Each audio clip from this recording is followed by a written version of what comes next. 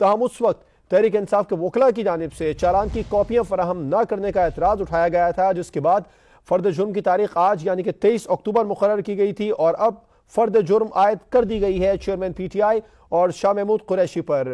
Chairman P T I اور سابق وزیر خارجہ نے صحت جرم سے انکار کر دیا ہے۔ اس کیس کی سماعت اڈیالہ جیل میں ہوئی۔ خصوصی عدالت کے جج ابو الحطاط ذوالقرنین نے سماعت کی ہے۔ عدالت نے 27 اکتوبر کو اب سرکاری گواہان کو بھی طلب کر لیا ہے، اور آپ کو یہ بھی بتاتے چلیں کہ سائفر کیس کی سماعت اڈیالہ جیل میں ہوئی ہے۔ ناظرین کو آگاہ کر رہے ہیں سائفر کیس کے حوالے سے، بتاتے چلیں کہ سائفر کیس جو کہ ایک اہم ترین کیس تھا، اس حوالے سے جو ہے وہ کچھ مزید ڈیٹیلز بھی ناظرین تک پہنچا رہے ہیں کہ اہم اس سلسلے میں سماعت آج ہوئی ہے۔ چیئرمین پی ٹی آئی اور سابق وزیر خارجہ شاہ محمود قریشی پر فرد جرم عائد کر دی گئی ہے۔ ملزمان کی جانب سے صحت جرم سے انکار کیا گیا۔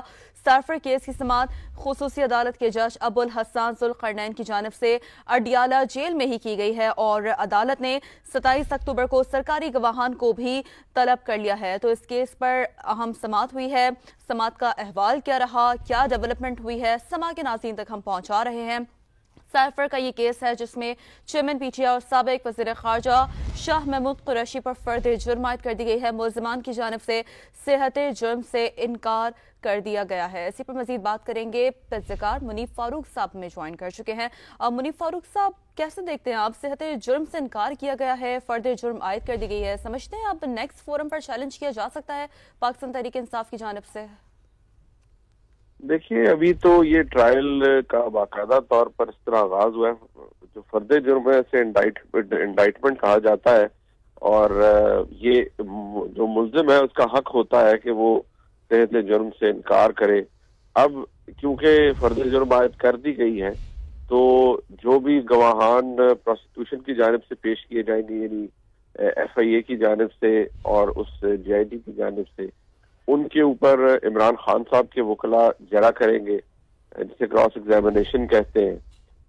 اس کے بعد عمران خان صاحب کے جو طرف سے اگر کوئی گواہان پیش کیے جائیں گے تو ان پر پروسیکیوشن کے جو وکلاء ہیں وہ جرا کریں گے۔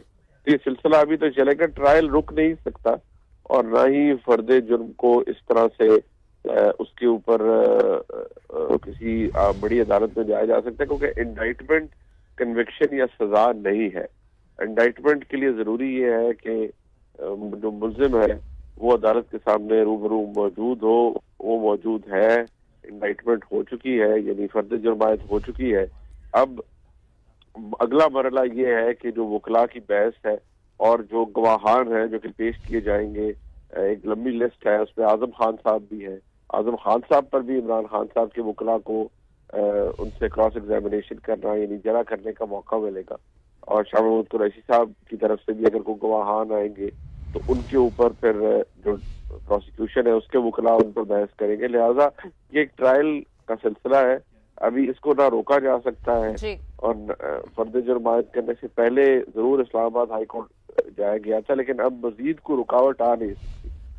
صحیح، ٹرائل کا سلسلہ ہے اور اگلا مرحلہ گواہان کی پیشی کا ہے۔ بہت شکریہ منیف فاروق صاحب، اپنا انالیسس سماع کے ناظرین کے سامنے رکھ رہے تھے۔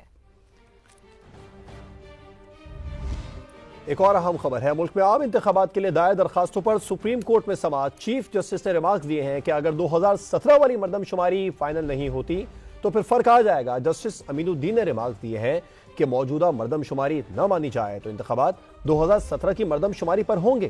سماعت کا مزید احوال بھی ناظرین تک پہنچا رہے ہیں، اس حوالے سے ناظرین کو اپڈیٹ کر رہے ہیں۔ بڑی خبر ہے اس حوالے سے، ملک میں عام انتخابات کے لیے دائر درخواستوں پر سپریم کورٹ میں سماعت کے حوالے سے ناظرین کو بتا رہے ہیں۔ چیف جسٹس نے ریمارکس دیے کہ اگر 2017 والی مردم شماری فائنل نہیں ہوئی تو پھر فرق آ جائے گا۔ جسٹس امین الدین نے ریمارکس دیے کہ موجودہ مردم شماری نہ مانی جائے تو انتخابات 2017 کی مردم شماری پر ہی ہوں گے۔ اہم خبر ہے، عام انتخابات کے حوالے سے یہ بڑی ڈیولپمنٹ سامنے آ رہی ہے۔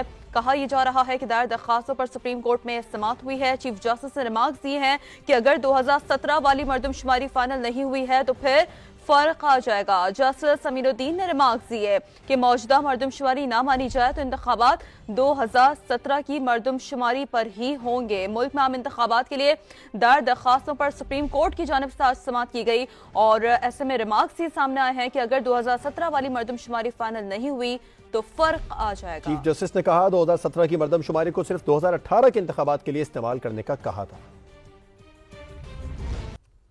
देखिए, अभी तो ये ट्रायल का बाकायदा तौर पर इस तरह आगाज हुआ है।